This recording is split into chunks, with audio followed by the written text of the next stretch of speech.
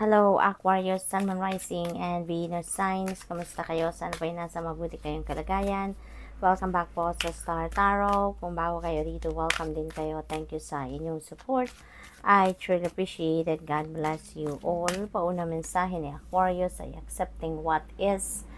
Aquarius, I accept and embrace my inner majesty. Yun ang affirmation na pwede po ninyong sabihin, ano? This is an invitation for you as well, Aquarius, na tanggapin nyo na lang, i-accept nyo na lang kung ano ang meron, no? Kung ano yung nangyayari. Kasi minsan, it feels like to me, no, na this is pertaining to yung mga nag-unfold sa buhay natin. Sometimes kasi, siguro meron kayong explanation pa na hinahanap, 'di ba? Bakit sa akin ito nangyayari? Bakit ngayon? Bakit hindi sa kanila? 'Di ba? May mga ganon, ano? Or naghahanap tayo minsan ng dahilan kung bakit naghahanap tayo ng rason, yung ganon, no?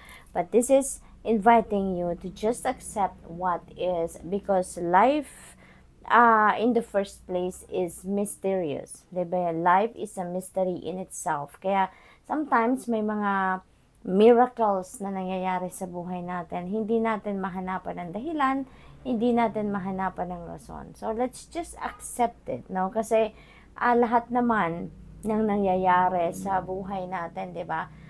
Is for your highest good, is for our highest good.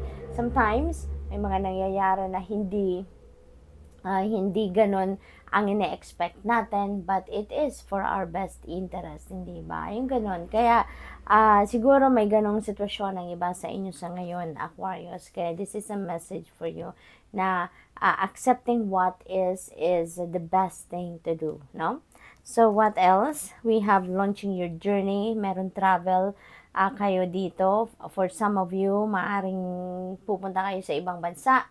Maaaring magta-travel kayo, pasyal, or posible din na trabaho, no? Ang sadya ninyo, negosyo, o related sa pamamasyal talaga, no? So, good luck.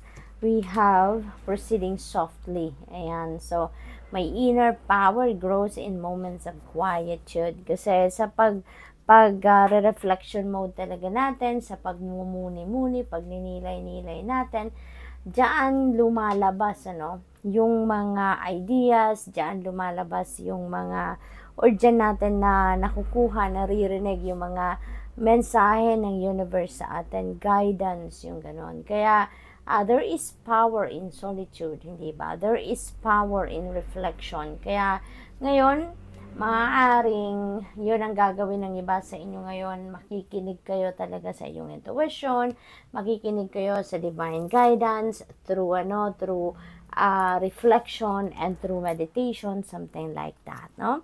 So, tingnan natin kung ano pa ang ganap dito for Aquarius. We have fluorite, find place within. Ayan. So, most likely, related ito dito sa proceeding softly. Maaring talagang ang iba sa inyo is going to embark on a retreat. Maaring magmumuni-muni, magninilay-nilay, mag-introspection, yung ganun. Because you are seeking for peace. You are seeking for your inner sanctuary, no? And sabi dito, find peace within. Kasi maaring yun ang gagawin talaga ninyo, yun ang minimithi ninyong maramdaman ninyo sa ngayon, yung kapayapaan, maramdaman ninyo yung kaluwagan sa damdamin at sa inyong isipan, no? So, get back into balance. Ayan, so this is a very important reminder din sa inyo.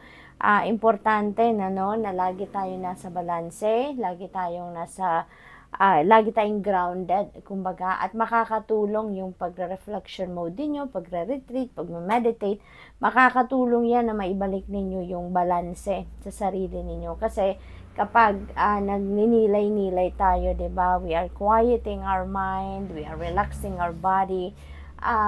It replenishes us, no? It replenishes us. At saka nagkakaroon tayo ng pagkakataon na i-dissect ang mga laman ng isipan natin, laman ng puso natin. Kaya dito, no? May kapangyarihan talaga ang reflection. Kasi diyan natin na-figure out yung mga bagay, mga iniisip natin or mga nararamdaman natin na hindi naman talaga na nakakatulong sa atin. So, nalalaman natin yan, no? And we have that,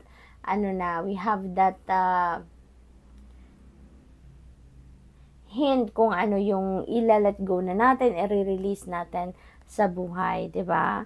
So, we have carnelian, feed your creativity. Yan. So, there could be opportunities dito coming in para sa iba sa inyo that is going to feed your creativity.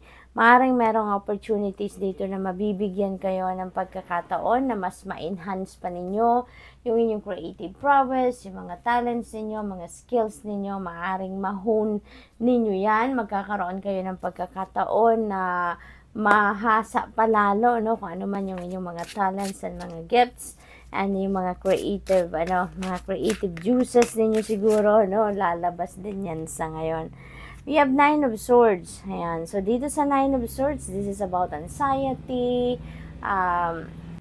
stress, maaring yun na nararamdaman ng iba sa inyo dito. Kaya siguro kailangan talaga ninyo na magmuni-muni kayo because siguro you are surrounded with negativity. You are surrounded with negative thoughts, no, and feelings. Kaya kailangan ninyo talaga na mag-step back muna kayo ng kahit saglit lang sa inyong mga ginagawa para nang sa gayon ay makapag-ground kayo ng inyong sarili, nilay-nilay kayo, no? Nang sa gayon din, ma-let go nyo na, ma-release nyo na kung ano man na nagpapahirap ng iyong isipan at damdamin sa ngayon. Kasi, parang stress out ng iba sa inyo dito. Could be mentally and emotionally stressed out and exhausted ng iba sa inyo dito. Kaya kailangan ninyo na magpahinga, kailangan ninyo na magmuni-muni kayo so that you'd be able to figure out what are the feelings and thoughts that you need to release, no?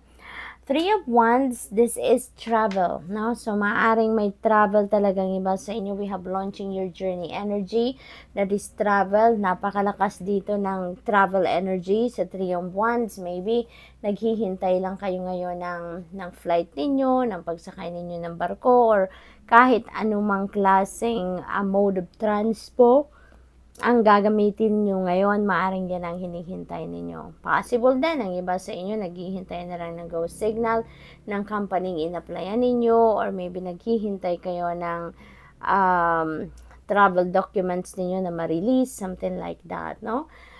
May swerte din kayo sa ngayon kasi this is good fortune energy, no? Aquarius, kaya in some areas of life, siswertehin din kayo dito. Maring sa mga endeavor yan, nasisimulan ninyo, magkakaroon kayo ng positibong outcome.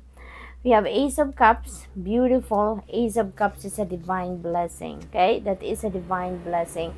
At ang napakaganda rin ito, ang promise ng Ace of Cups is kung ano yung kailangan ninyo, yan ang ibibigay sa inyo ng universe. Yan ang dadating. Kaya, this signifies abundance, this signifies prosperity, love, spiritual growth, no? Depende sa inyong sitwasyon.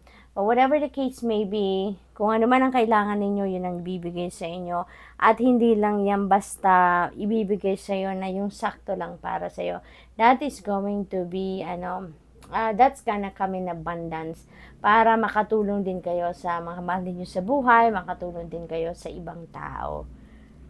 So that's all I have for you for the week. Thank you for watching. Love and light. Namaste.